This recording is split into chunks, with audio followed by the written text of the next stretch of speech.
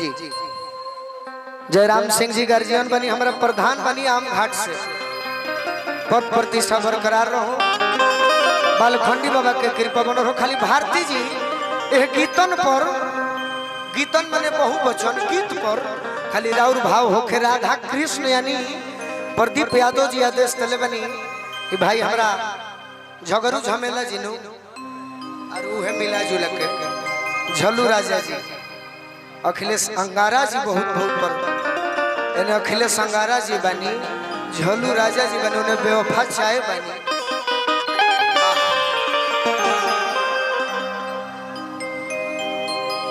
आज के sad song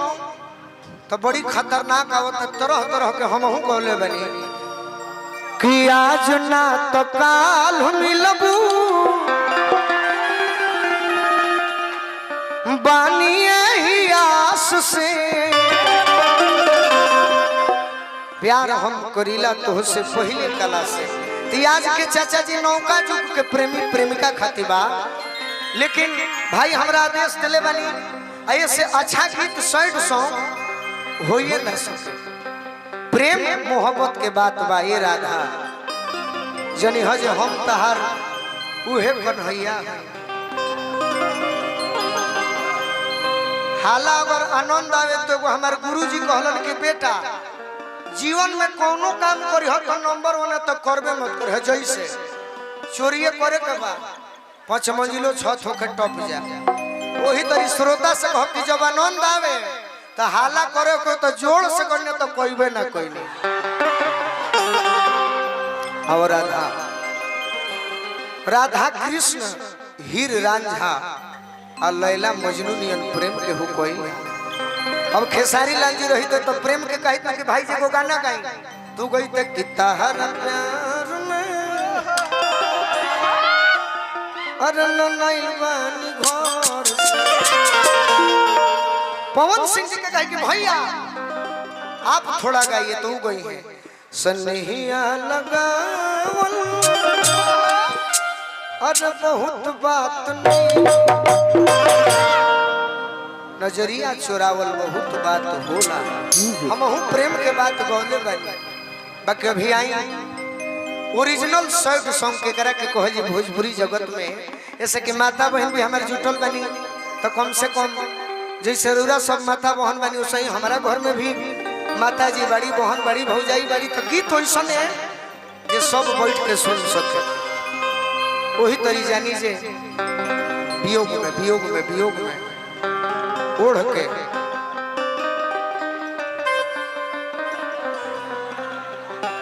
आनंद आओ तनु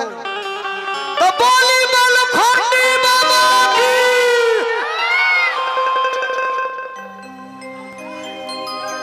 देखिए। अब एगो प्रेम के मात्र हमरा के इंग्लिश में कह पढ़ल लिखल कलाकार बनी भोजपुरी में कह के हमरा के 2 मिनट टाइम दी सब है। अब हिंदी में कह कि मुझे कृपया 5 मिनट समय दिया जाए। इंग्लिश में कहे कि please give me 2 minute only.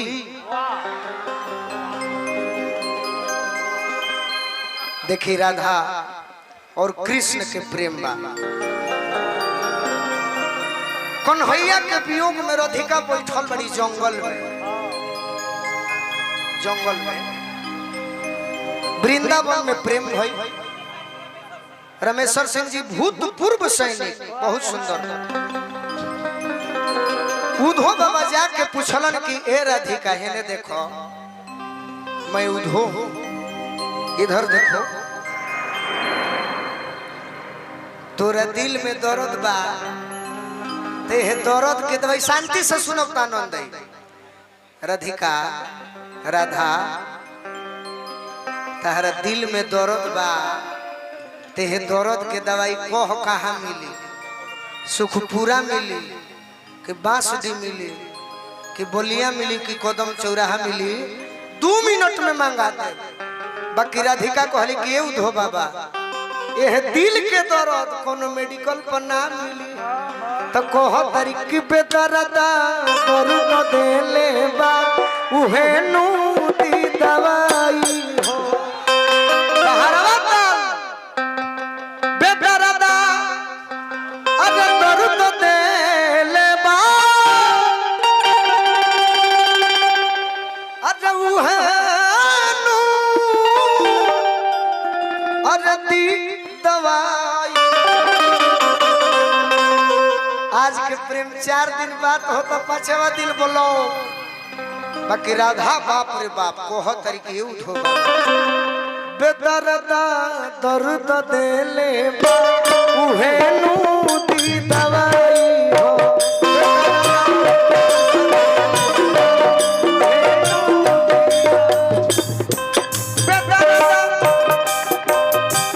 ये सब ठाकुर जी के ठोकर जौन बा बढ़िया में प्रयास करे के पड़ी। ठाकुर जी के ठोकर या तो नारदी विधा के लोग बजाई, अंजनी सिंह बजे है, राजन सिंह बजे है, शत्रुघ्न जी बजे है, गोपाल राय के संग रहला सत्येंद्र चाचा बजे हैं। तो जब बिगड़े तो अपना मन से कुछ लगा दी हनी कहरवा ताल में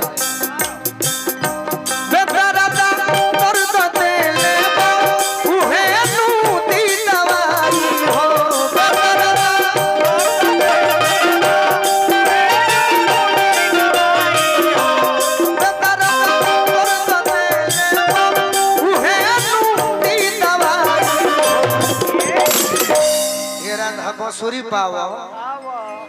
बेदर्दा बेदर्दा बेदर्दा। अरे ये गोरा था तू रुक्मिणी बनो, तू राधे बन कोई हो राधे, तब तो बर्बादी का जरवा हो जाए। तू रुक्मिणी बनो और तू राधिका बनो बेदर्दा। तनी हेने हट के भाइयों लोग के देख दो बेदर्दा दर्द दे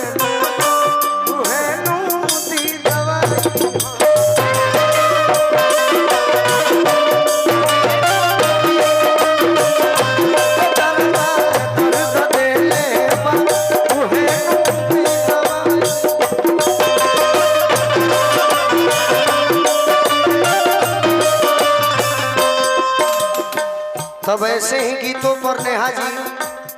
भोजपुरी जगत के स्वर सम्राट तो दो ही लोग हुए, भरत शर्मा जी, गोपाल राय जी। भरत चाचा लय कहले रहल अरे बा मन करे करदन में ए मन करे प्यार में नहीं रहती ई नौका जी के प्रेम बुझती। हम कृष्ण राधा के प्रेम दर्शावल जाला। देखो राधिका कहले बड़ी 2 मिनट भाई ए मन करे करदन में हसरी लगाई कन्हैया के याद आए मन करे करदन में हसरी लगाई काहे की अब ना सहात बाटे श्याम के जुदाई।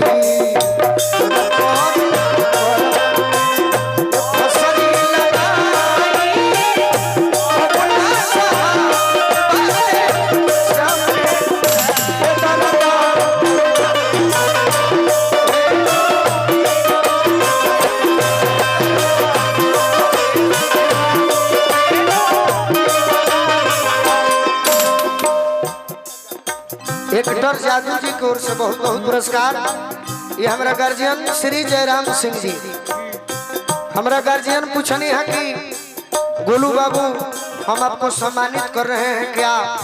ये आगमन पहली बार है बलिया में, तो हमने कहा कि हाँ, लेकिन हमारा क्षेत्र आरा जिला जरूर है, लेकिन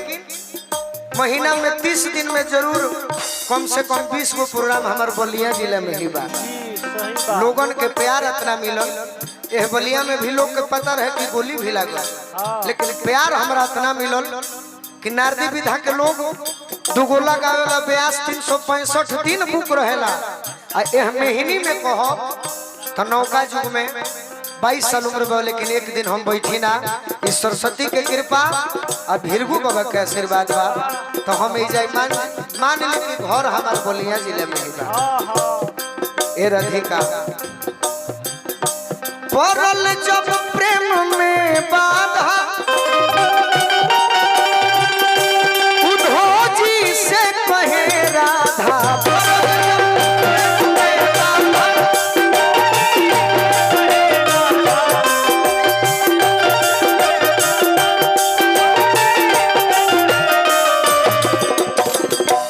बाबू अजीत सिंह के अरिजीत सिंह अभिजीत सिंह बाबू अभिजीत सिंह आशीर्वाद दिले बनी भजन पर कृष्ण जी के प्यार बने ए परल जब प्रेम में बाधा उधोजी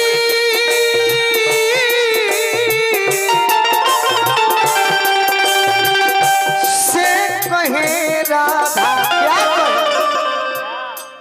आज प्यार होता बात नहीं करबू तो गम नहीं के बाकी राधिका कहले बड़ी चाचा जी परल जब प्रेम में बाधा उधोजी से कहे राधा आखिर कहे तो क्या कहे यही कहे कि तन के तन मने शरीर हे तन के अरे अन भइल दुश्मन महुरवे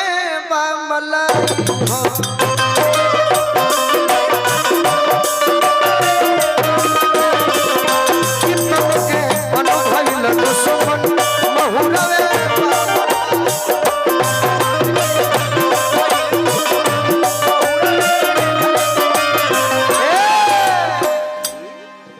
के फरमाइश बा प्रयास करब दरबार बा देखिए हमने के परिवार सिखौले बा कि कहीं जाके अपन नाम कमाए के बा कमेटी के आदेश तो हो जाए बाकी ना रही प्रयास करो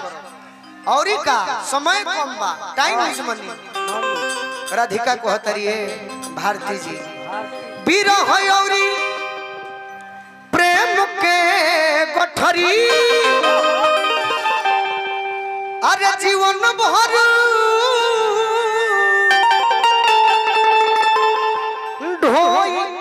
ठठरी